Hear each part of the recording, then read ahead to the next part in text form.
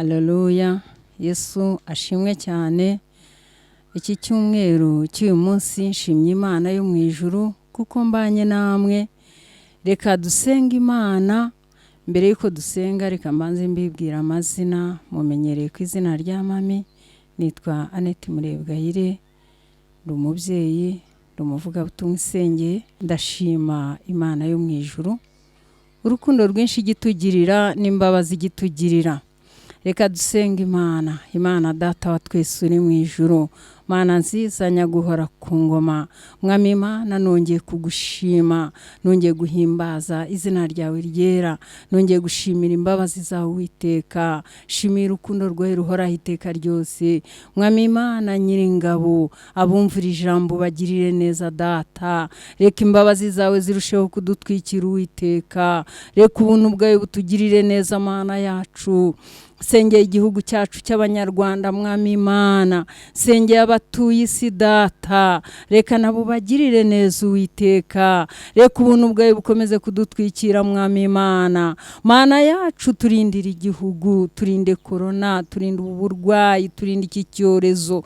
Reka abatuye isi ubatabare Mana.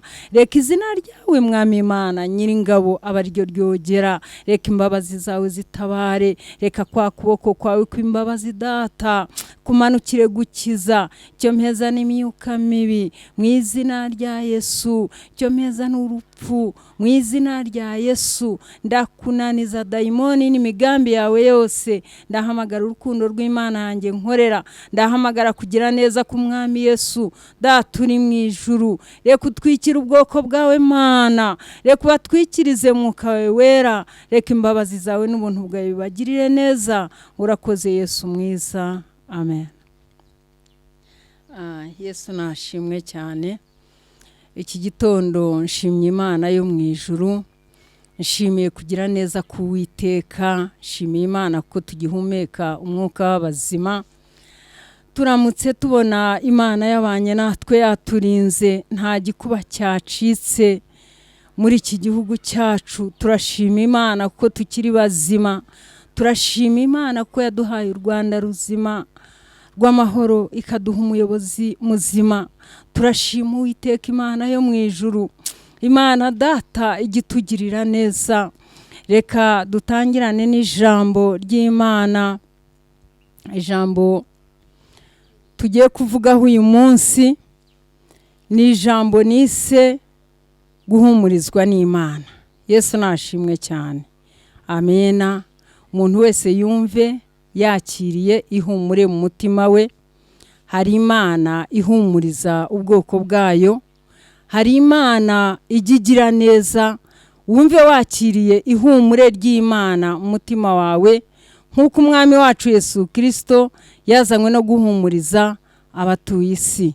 Reka twakire umusomyi w'igice adusomere Abakorinto ba kabiri igice cya mbere n'umurongo wa 3. Ngiye gusoma urwandiko Pawulo yandikiye Abakorinto mu rwa mbere igice cya mbere umurongo wa 3. Aravuga ngo hashimwe Imana y'Umwami wacu Yesu Kristo, ari nayo na se, ariyo na data twese w'imbabazi n'Imana nyirihumure ryose. Umwanditsi mwiza Pawulo yaravuze ngo hashimwe Imana y'Umwami wacu Yesu Kristo, ari nayo se, ari nayo data wa twese w'imbabazi n'Imana nyirihumure ryose. Ijambo ry'Imana rimanukiye kuduhumuriza. Humura mwene data, we wumvira ijambo. Humura, ijambo rimanutse rivuga ngo humura. Humura, reka duhumurizwe n'Imana mu mitima yacu. Reka twumve humura y'Imana mu mitima yacu. Reka twumve guhumurizwa n'Uwiteka. Reka imbabazi z'Imana zidusange. Reka duhumurizwe n'Umwami Yesu. Abuhura nabo bose ujye ubabwira ngo humura. Niwumvira ijambo ugahura n'umuntu nawe umubwire ngo humura. Umubwire ngo hari Imana ihumuriza. Hari Imana igiduhumuriza. Umwami Yesu yazanywe no kuduhumuriza ibiteye ubwoba by'isi. Sibwo bwa mbere ibyorezo bibayeho, sinabwo bwa mbere ibiteye ubwoba bije, sinubwa kabiri bije, hari n'ubundi byaje, ariko Yesu yazanywe no kuduhumuriza.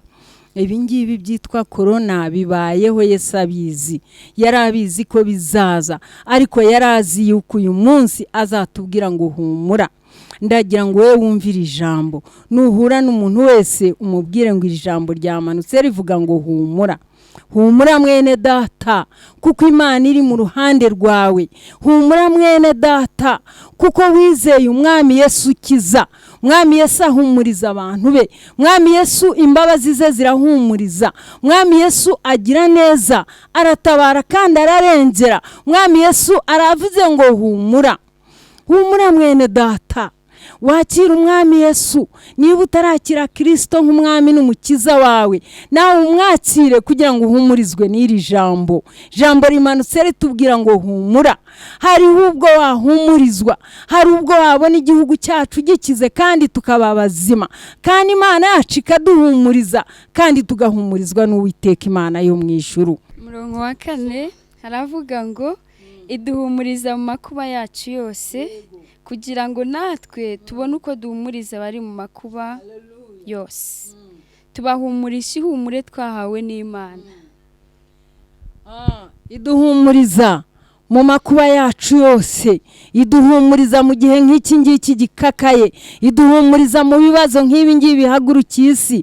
Ariko natwe kugira ngo duhumurize nk'Abanyamerika bari mu makuba, abo mu Bufaransa bari mu makuba, ibindi bihugu byose bikomerewe, tubabwire ngo nimuhumure. Niba ufite abantu bari iyo ngiyo, niba ubasha kuvugana nabo, abo nabo babwire ngo humura. Yesu nashimwe cyane. Jambo ry'Imana riratubwiye ngo humura. Kristo umwami amanutse atubwira ngo humura. Reka duhumurize bene data, reka duhumurize abumvira ijambo. Nimuhumure bene data. Yesu yazanywe no guhumuriza abaguye umwuma mu mutima wabo. Yesu yazanywe no guhumuriza abafite agahinda n'umubabaro. Yesu yazanywe no guhumuriza abafite intimba. Yesu yazanywe no guhumuriza imfubyi. Yesu yazanywe no guhumuriza abapfakazi. Ayiwe, mubabwire ngo humura, mubabwire ko Imana ibahumurije, natwe tubabwire ngo humura. Natwe imitima yacu tuyibwire ngo ni humura ikomere. Erega Uwiteka Imana iyo ahageze araza akaduhumuriza. Nta kindi cyazanye Kristo, ni uguhumuriza abaguye umwuma, ni uguhumuriza abarushye n'abaremerewe, ni uguhumuriza imfubyi n'abapfakazi, ni uguhumuriza abatagira shinge na rugero. Somera ijambo ry'Imana mwene data. Kuko nk'uko ibya Kristo yababajwe byadusesekayeho cyane, niko no guhumurizwa kwatugwijijemo na Kristo. Guhumurizwa byadusesekayemo cyane, niko no guhumurizwa byatugwijije muri Kristo. Reka Kristo agwire muri wowe, reka Kristo abe mugari muri wowe, reka Kristo yaguke muri wowe mwene data. Niwumvira ijambo wemerere Kristo arusheho kwaguka muri wowe. Niwumvira ijambo wemerere Kristo abe yagutse muri wowe, abe mugari muri wowe. Ureke Yesu ature muri wowe, ureke yagukire muri wowe, ureke abe umutsinzi muri wowe, ureke abari we ukurengera. Tureke guhangayika, tureke guhangayikira ibiteye isi, ahubwo duhanga amaso Uwiteka Imana yo mu ijuru. Dusenga Imana kuko ari yiruhura, dusenga Imana kuko ari yitabara. Haleluya. Yesu nahimbazwe cyane. Mwami Imana nashimwe. Bene data, reka mbabwire, iri jambo ry'Imana rimanutse riduhumuriza. Iri jambo ry'Imana rimanukiye kudutabara. Iri jambo ry'Imana rimanukiye kutugirira neza. Mbabazi za Yesu zimane natwe, ubuntu bw'Imana yacu butugirire neza. Yesu nahimbazwe cyane. Amen. Ku murongo wa 6 aratubwira ngo iyo tubabazwa tubabarizwa kugira ngo duhumurizwe no gukizwa. Kandi iyo duhumurizwa tuba duhumurijwe no kugira ngo muhumurizwe namwe mubone uko mwihanganira imibabaro imwe niyo natwe tubabazwa. Iyo duhumurizwa tuba tugira ngo tubone uburyo bwo kwihangana.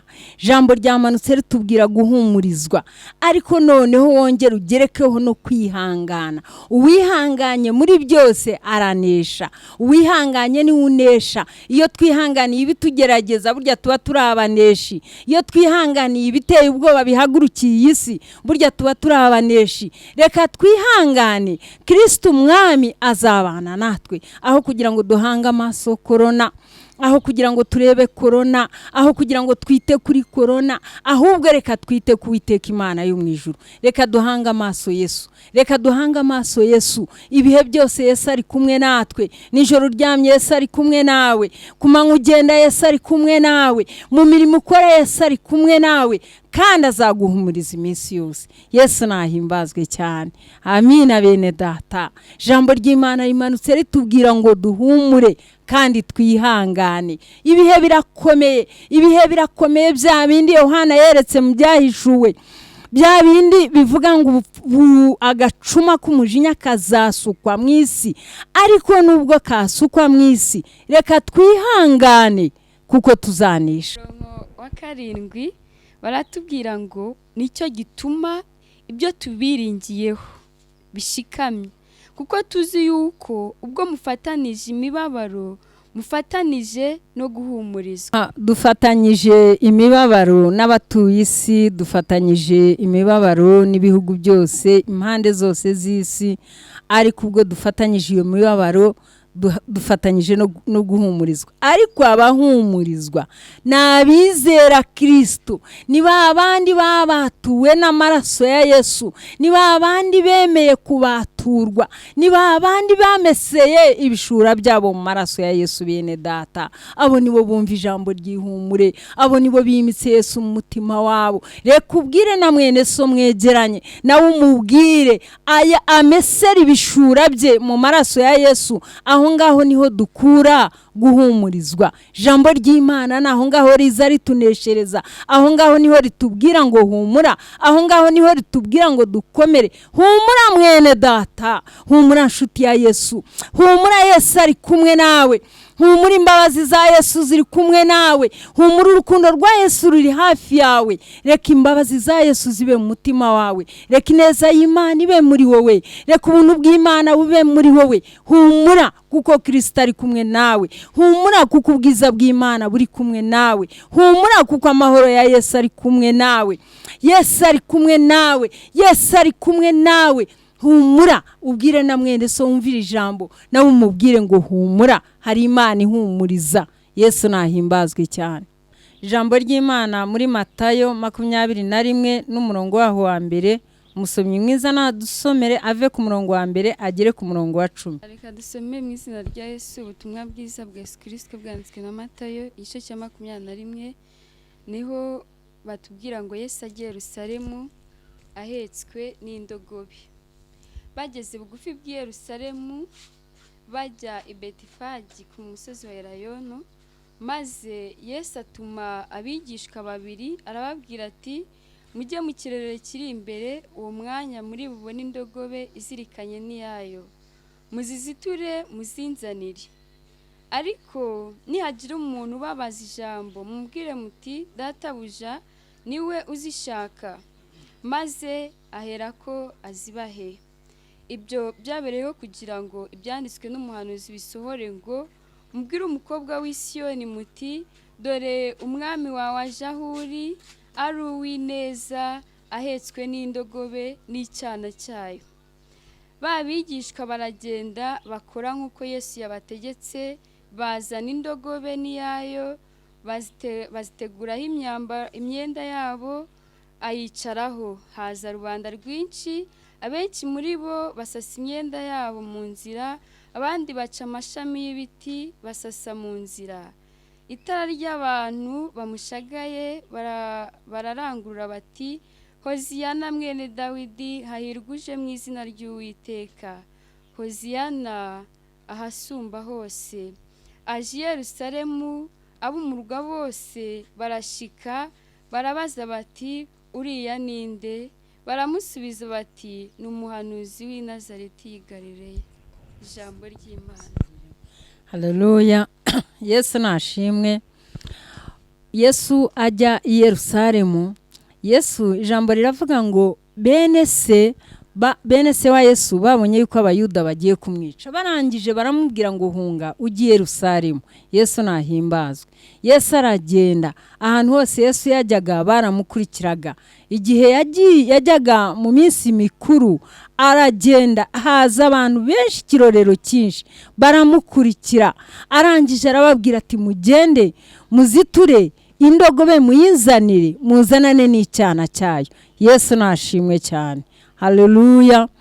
Hanyuma ijambo riratubwira ngo umukobwa w'i Siyoni wari waratawe, umukobwa w'i Siyoni wari warajugunywe, umukobwa w'i Siyoni wari warahanuweho yuko ari ikivume, nta mumaro n'umwe azagirirwa. Ariko Yesu Kristo arangije aje, ijambo riravuga ngo hahirwa umukobwa w'i Siyoni. Yesu nashimwe cyane. Haleluya. Haleluya. Iri jambo riratubwira ngo tubohorwe mu izina rya Yesu.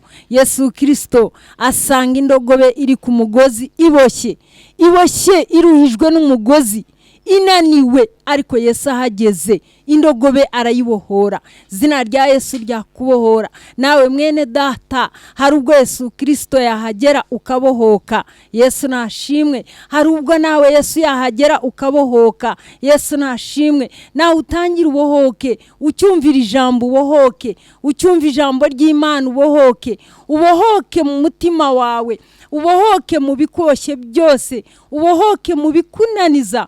Amaraso ya Yesu Kristo atugirire neza, ineza y'Imana Data iturengere. Urakoze Yesu. Amen. Ijambo ry'Imana nari mbafitiye niringiri ryo kubabwira ngo muhumure, kandi muhumurize n'abarushye, muhumurize n'abababaye. Ubu bari hafi afite ikibazo mu mutabare. Hari uwaba ari hafi yawe ashonje wamugaburira, hari uwaba ari hafi yawe arwaye wamwegera ukamuhumuriza, hari uwaba ari hafi yawe yambaye ubusa nawe wamwambika. Ijambo ry'Imana turigerekeho no gukora imirimo myiza. Yesu nashimwe. Reka nshime Imana. Ndagushimye Mana nkuru, ndagushimye Mana igira neza, ndagushimye Mana ihambaye, ndagushimye kubanye natwe, ndagushimye kubw'urukundo rwawe Kristo, neza yawe n'ubuntu bwawe biganze. Urakoze Mwami Imana, urakoze Yesu mwiza. Amen.